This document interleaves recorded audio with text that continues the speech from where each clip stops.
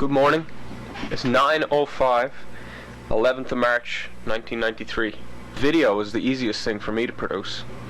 I produce it all in VHS, all on VHS tape.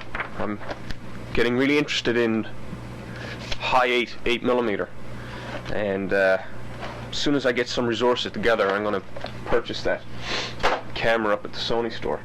Easier to digitize the images. That's what I'm really interested in. Which brings me to this point here. I think that if you look back here, the discs, or not discs, but the tapes that I have back here, those are projects ongoing, as well as these here. But in this space down here, I have, at last count, 60 tapes, mostly family. What I'm really interested in is getting all of those tapes put on optical discs, because right now when I'm doing my editing, I have to fast forward through a tape. I have to fast forward through every tape that I'm doing, and I see the future as being optical discs. Just let me read you this. Read-write optical data storage.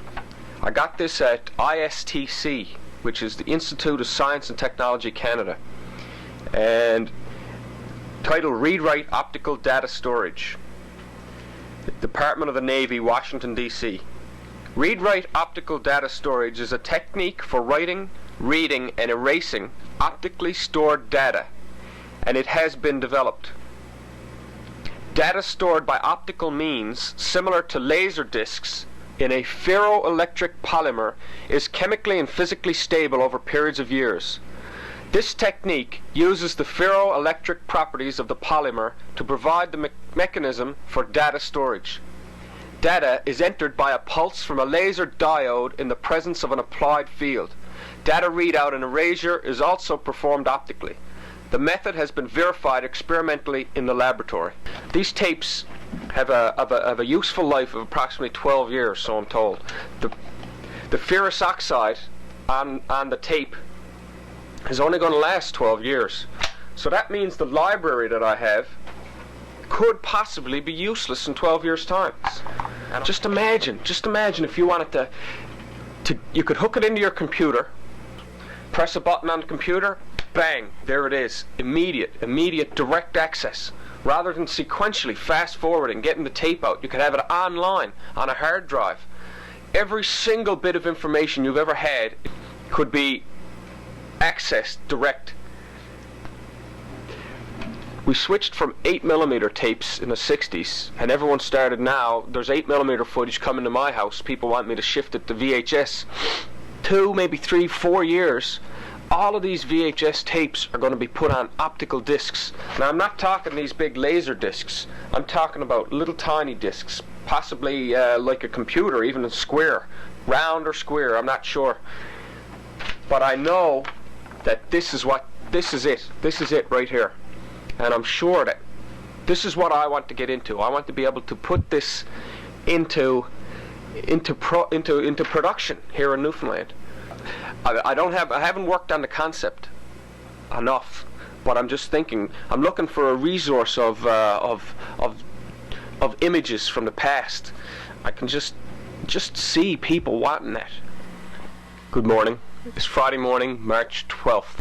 But what I wanted to continue here now are some ideas about optical discs. I have an idea that optical discs specifically could be used for, say, a COA or Enterprise Newfoundland and Labrador.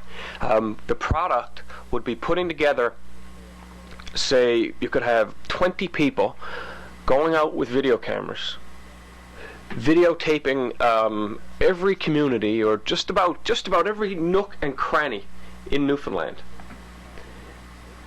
And what could happen would the videotape could be switched to optical disc such that it could be accessed randomly.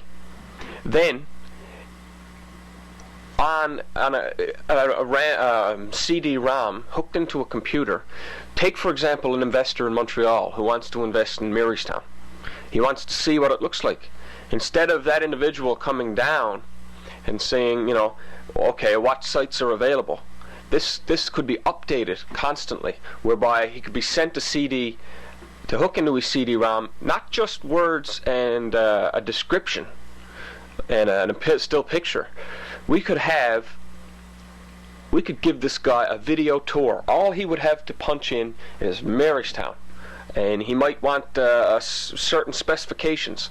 That could automatically set him up with the images that he needs. I've had another idea about optical discs, which I can't remember right now.